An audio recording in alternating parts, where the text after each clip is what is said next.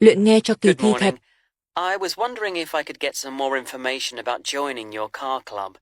How does the scheme work exactly? Of course. Well, the main thing is that each member of the car club has access to our fleet of cars whenever they need one. So once you've joined, you just go along and pick one up at a convenient location and drop it off when you're done. This means you no longer need to own your own car. I've had a look at your website and it says you have cars in locations all over the UK, but I'd like to know which would be the closest to me. Certainly. If I can have your postcode, I can tell you that. I'm in London, so that's NW5 2JX. OK. So the closest location would be 3 streets away on Islip Street. Sorry, could you spell that, please? Certainly. That's I-S-L-I-P, Islip Street. It's not far from where you live. It's less than a mile away. Okay, I know where you mean. It's not far from the school where I work. And how easy is it to pick up a car? Well, once you have your membership card, you just go along to the nearest location and find a car there. Then you simply place your membership card over the card reader on the windscreen in order to unlock the car. So then you can just get in. Then isn't there a computer inside the car or something? Yes, you enter a number on that, and it releases the immobilization, which means the engine will start. Right. So how do I book a car? The easiest way is online on our website. What about by phone? You can do it that way, but you will need to pay a small surcharge to use this facility. Now listen and answer questions 5 to 10. Okay. Now, what about the cost? How much can I expect to pay per hour? I've seen various prices advertised, and I'm a little confused. Well, it depends on the size of the car, among other things, which I'll come to in a minute, but prices start at £3.96 an hour. Really? As little as that? No matter what vehicle I choose? No, sir. The larger cars cost up to £5.96. Right. So how does using this scheme mean I save thousands of pounds a year, like you say on your website? Well, it means you don't need to own your own car. So we take into account all the things car owners have to pay. But of course, the amount you save depends on the kind of car you drive. But I suppose I still have to pay for the fuel, don't I? Actually, you don't. That's all covered in the cost. Wow, that is good. So if I decide to join, do my wife and son also need their own membership cards? Yes, they will. However, they will get a discount on the standard rate. I should add, though, that there is an additional membership fee of £10 a month for drivers under the age of 20. Oh, why's that? It seems a bit unfair. I know, but I'm afraid we don't have any choice. It's because for younger drivers we have to pay a lot more for insurance costs. Is there any other way of saving money? Well, we have a frequent users card, which costs an additional £12.50 per month, but it entitles you to 20% off the hourly rates. This means you save more money the more you use the car. Okay. Now, what else do I need to know? What about pets? Can we take them in the car? I'm afraid not. There's all sorts of problems with allergies and things. Okay, that's good to know at least. And lastly, we have good green credentials. Taking public transport more and only using a car when you really need one is better for the environment. And that's always a good thing in my wife's eyes. Okay, well, I have all I need. Do call back if you have any more questions, and thanks for calling.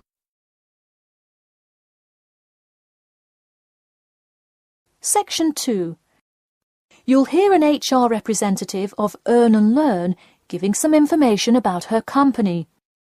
First, you have some time to look at questions 11 to 16.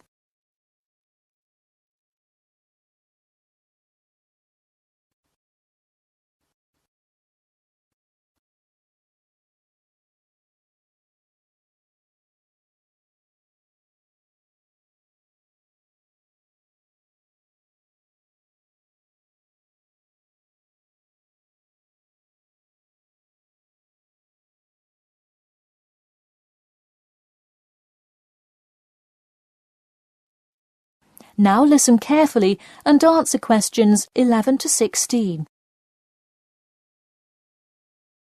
Welcome to all of you. Can everybody see and hear me? Good. I'm Sarah Connor, an HR representative of Earn and Learn. I have been asked today to talk to you about our company. So, for those of you who don't know very much about the company, let me start by giving you some basic information about it. Earn and Learn started nearly 20 years ago. It is not a charity but a for-profit company that enables promising entrepreneurs to make money while traveling. During the past 10 years, it has grown rapidly and has gained great influence in most countries of the world. We have a partnership with the school and take a large number of recent graduates from the business school. So, if you are a recent graduate, I'd say you can consider applying to our company. Before your application, you might be curious about what sort of places you could go to. There are 4 main locations, but you also have the freedom to submit a different location, and if they can make the necessary arrangements, you can go. The first country Earn and Learn established locations was the US, where you may choose from multiple locations, as long as you can commit to their more rigid schedule of August to December. Also, you could do the Australia internship. That one is really cool. You work at a wildlife shelter and learn about the business practices of non-profit organizations. You do have to be willing to commit 8 months for that one, though. Perhaps that's a long time to be so far away, but I would say it is really an amazing opportunity. I don't know whether some of you are in decent physical shape. If so, the South Africa internship is another exciting one. You learn a lot about sustainable farming, but you would be doing some of the manual labor involved in maintaining a farm. Indeed, it's hard work, but I think you would definitely be able to do it. It may be wise to wait until after their summer is over, so it's not so terribly hot. In addition, there is a most recently established location in India. This one gives you more of a study abroad feel, given that they arrange a host family for you to stay with. In the other locations, you live in an apartment with other interns, so this is definitely a unique experience. Before you hear the rest of the talk, you have some time to look at questions 17 to 20.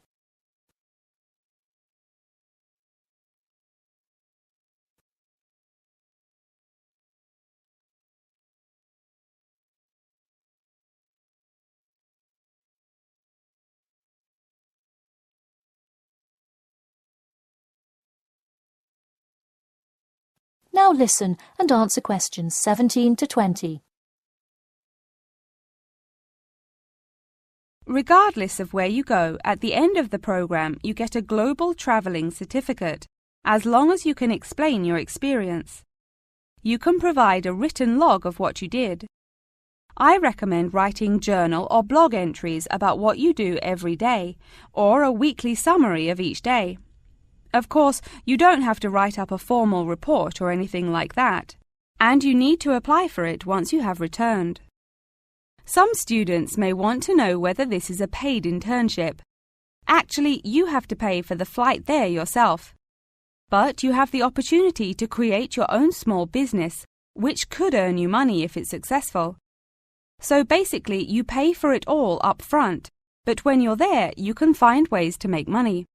That is to say, you pay for 2/3 of the cost up front as a deposit, and then give the final installment 1 month prior to your return.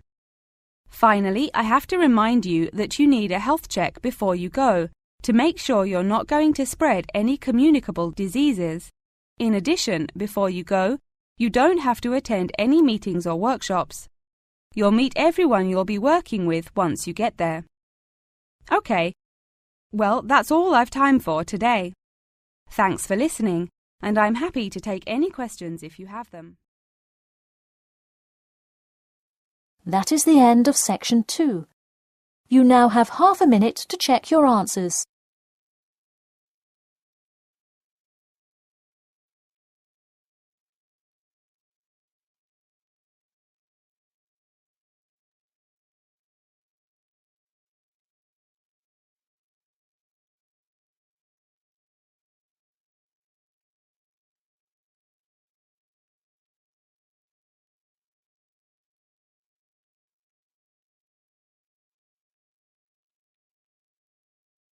Now turn to Section 3.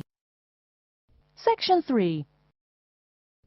You will hear a student called Julie talking to her classmate named Ricky about a new essay that Professor Johnson assigned. First, you have some time to look at questions 21 to 24.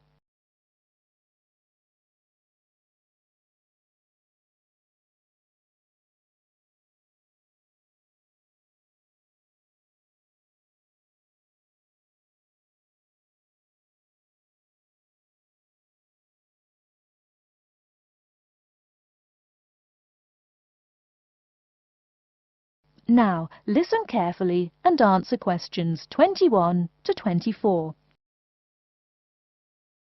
Hi, Julie, it's Ricky. Hi, Ricky. How are you? I noticed you weren't in psychology today. I'm feeling sick, so I didn't go to school today. Would you mind telling me what I missed in class? Sure thing. I'm sorry you're not feeling well. Anyway, we spent most of the class talking about a new essay that Professor Johnson assigned.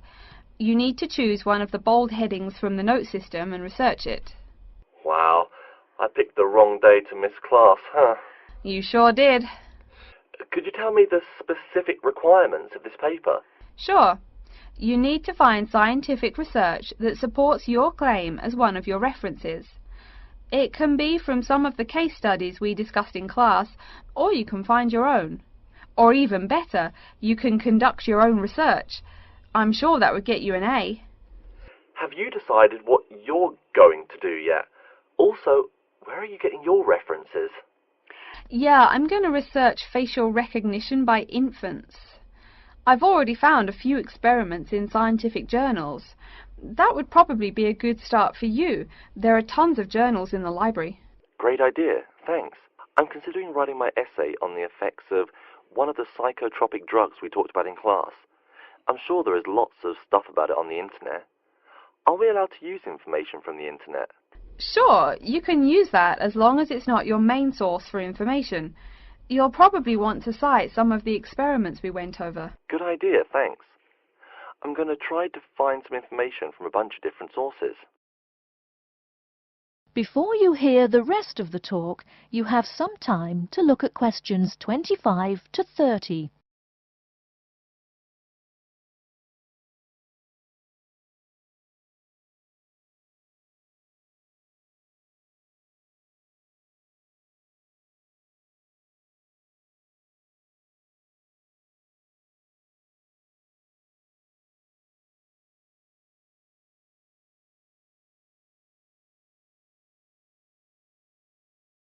Now listen and answer questions 25 to 30. Are there any specifications on how the essay should be written? Yeah, Professor Johnson wants it double-spaced. It should be between 6 to 10 pages long. 6 to 10 pages? That's so much. Oh, it's going to take forever. I know, the whole class groaned when he said that. Anyway, you also need to put the title in italics and... Wait, each section heading or just the main heading? Only the main heading should be in italics. I think section titles are supposed to be in the same format, but maybe in bold. You'll have to check that in class next time. Oh, okay. So I take it that the report has to be typed, since there are so many requirements. What are the other formatting requirements? Yep, it's got to be typed. Aside from that, there are still a few more specifications. You should number each page. Make sure it goes up in the top right corner. Okay, I'll make sure to write that down. I always forget to number the pages. Do we need to title and date each page too? You need the shortened title on every page, but no need to include the date. That should just be on the cover page. Okay, thanks. No problem. Also, make sure the margins are 3.25 pixels wide. What? I'm not even sure how to do that. Oh, it's okay, I can show you. It's really easy. I think that's all the directions he gave us. A lot of formatting requirements, but we have the freedom to research many things that we like, so that's good. Oh, I almost forgot. Remember to put down your ID number on your report. Thanks so much for your help. I'll see you in class Monday. No problem. Glad I could help. See you later. That is the end of section 3. You now have half a minute to check your answers.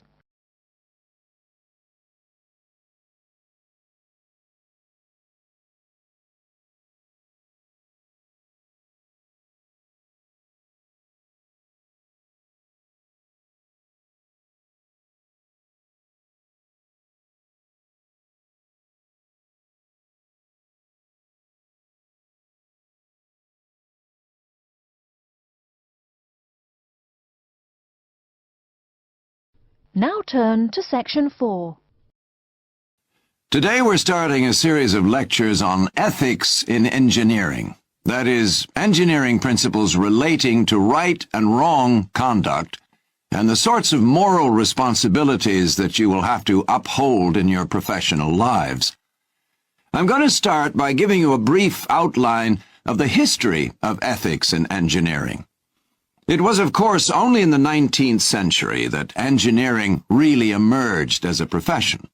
Initially, ethical issues were considered to be a personal matter, something to be decided in accordance with one's own principles and values. However, things gradually changed as the profession grew and as engineering projects became larger and more complex.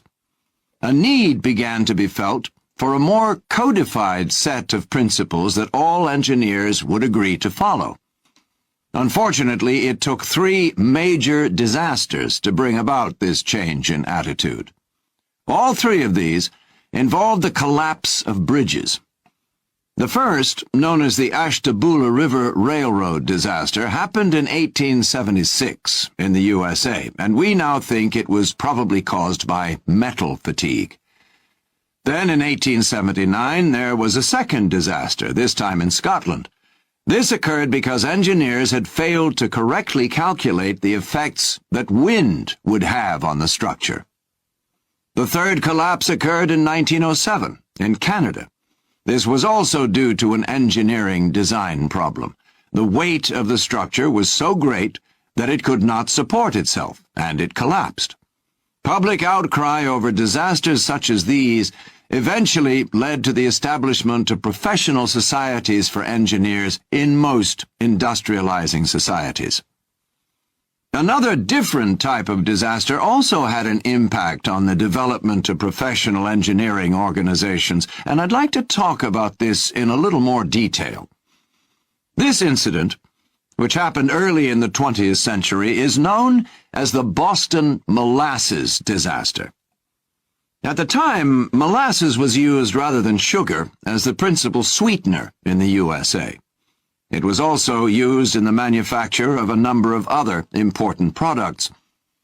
One company in the city of Boston had a large amount of molasses waiting to be transferred to another factory. The molasses, more than 8 million liters of thick, sticky liquid, was stored in a tank. Suddenly, this collapsed, unleashing a wave of molasses up to 5 meters high. Nearby buildings were swept off their foundations and crashed to the ground. The wave also swept away a considerable stretch of railway track. Many streets round the factory were covered with a thick layer of sticky brown molasses.